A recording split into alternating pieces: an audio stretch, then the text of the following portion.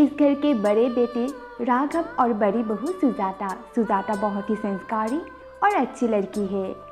और ये है इस घर के छोटे बेटे पंकज और छोटी बहू मालिनी। मालिनी देखने में काफ़ी सुंदर और बहुत ही मॉडर्न लड़की है। सुजाता और मालिनी के साथ नर्मदा अपनी दोनों बहुओं को बहुत प्यार करती है। वो अपनी दोनों बहुओं को अपनी बेटी की तरह इस घर पर रखती है। लेकिन उन दोनों की दादी सास सुशीला छोटी बहू मालिनी को तो बहुत प्यार करती है, लेकिन बड़ी बहू सुजाता को वो बस नफरत करती है। और इसका कारण है सुजाता का रंग थोड़ा सा काला है और इस काले रंग की वजह से दादी सुशीला सुजाता को इस घर के लिए अपशगुन मानती है।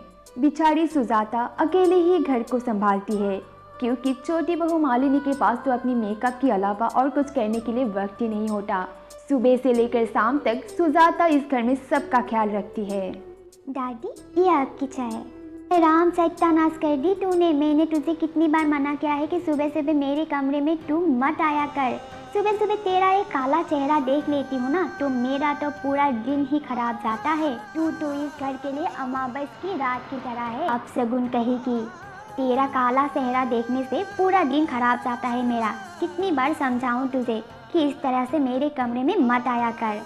चल जा अब यहाँ से। अपनी दादी सास की बातें सुनकर सुजाता का आँख नम हो गई। सुजाता को बहुत दुख हुआ और बिना कुछ कहे ही वो वहाँ से चली गई।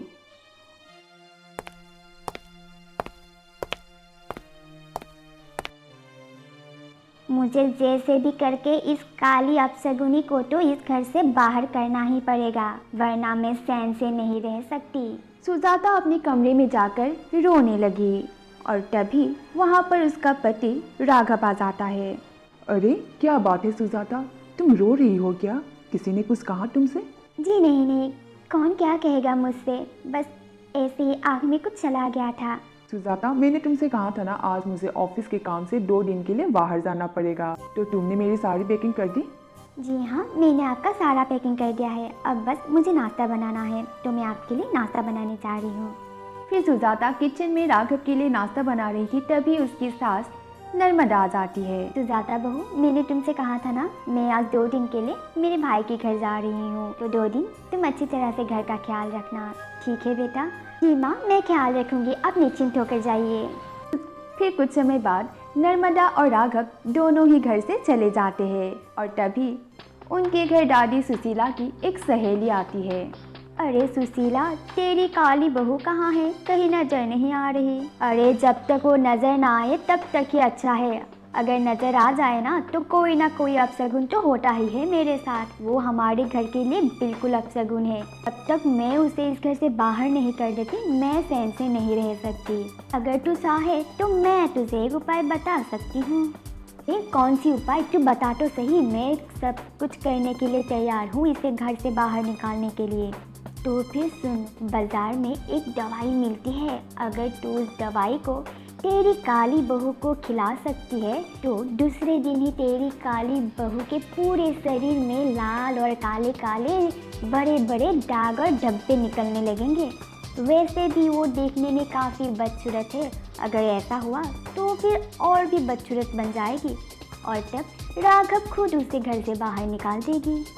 अरे वाह, तूने तो बहुत काम की बात बताई है। वैसे भी आज राघव और नर्मदा घर पर नहीं है, तो मैं आज ही जाकर बाजार से वो दवाई लेकर आऊँगी और कल सुबह मैं उस काली को पिला दूँगी।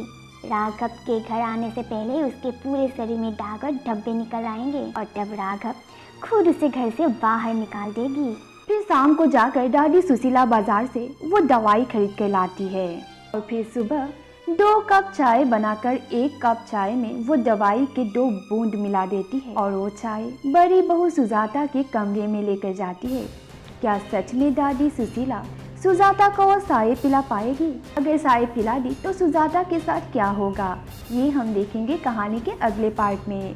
अगर आज की हमारी वीडियो आप सबको पसंद आई तो प्लीज़ वीडियो को लाइक, कमेंट एंड शेयर कर दीजिएगा और हमारे चैनल को सब्सक्राइब कर दीजिएगा। तो मिलते हैं वीडियो के नेक्स्ट पार्ट के साथ, तब तक के लिए बाय बाय।